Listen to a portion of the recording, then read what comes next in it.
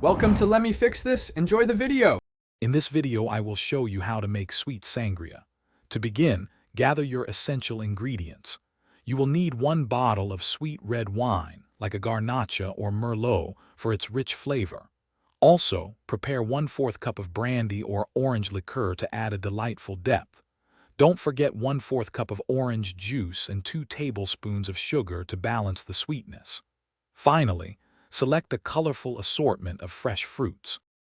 Now, let's prepare your fresh fruit, which is key to a vibrant sangria. Start by thoroughly washing all your selected fruits.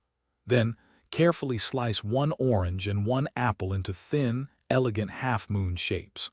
Next, hull and have about 1 cup of fresh strawberries or other berries you enjoy. For an extra touch of sweetness and texture, consider adding a handful of grapes to the mix.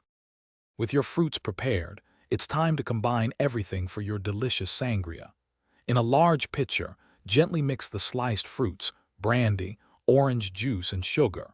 Next, pour in the entire bottle of sweet red wine over this colorful fruit mixture.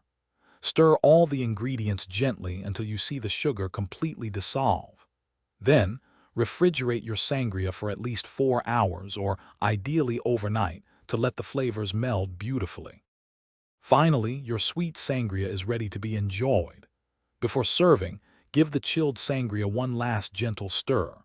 Then pour it over ice into individual glasses for a refreshing experience.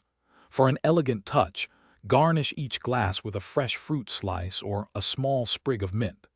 Now, sit back, relax, and responsibly savor your delightful homemade sweet sangria with friends and family.